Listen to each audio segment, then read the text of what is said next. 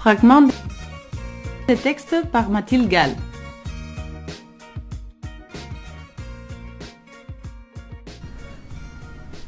Comment donner à entendre le grand ciel au-dessus de moi, ce vaste ciel saturé de bleu après des journées de neige? Comment donner à entendre le soleil qui rugit, fait scintiller la neige en paillettes? Cette incroyable lumière, vert d'eau pure après des jours coton. Comment donner à entendre la joie de se rouler dans la neige ou de la zébrer de virages? Les mélèzes qui doucement se redressent, laissant tomber leur chapeau de neige. Comment donner à entendre le splendiose de la montagne, tout ce qui se cache dans ses recoins, se dit dans ses pentes, tout ce qui se promet dans ses reliefs. Le surgissement d'une cabane dans un coin de chemin, un arbre centenaire, un de ces gros mélèzes qui ruissellent de résine au printemps, se fige de gel en hiver.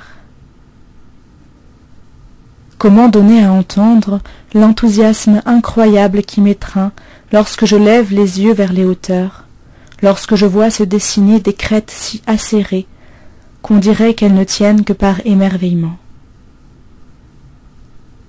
Et comment donner à entendre surtout ce qui se tisse ici dans la vallée?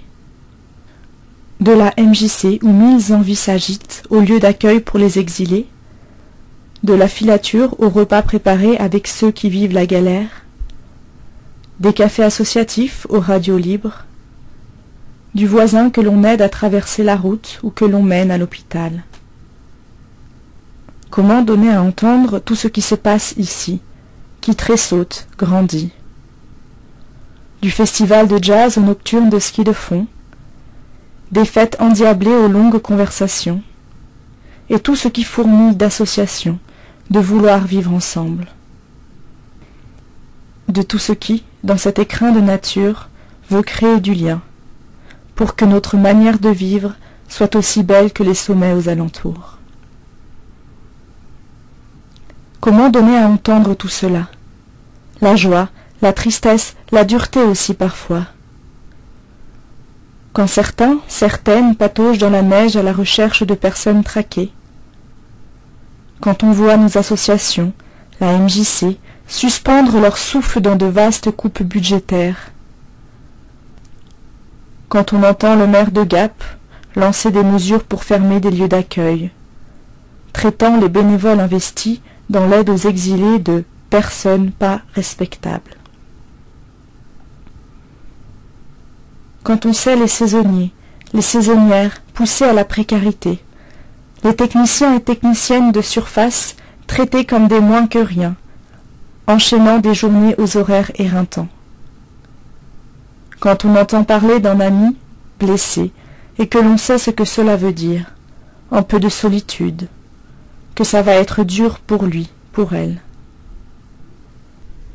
Et puis comment donner à entendre la vie qui crie à travers nous, s'incarnant dans notre désir de nature, d'émotions fortes, de sentir notre corps se lancer à des altitudes insensées. Cette vie surchargée, riche jusqu'à saturation, sous le regard impassible des sommets. Comment donner à entendre? Comment donner à entendre la montagne?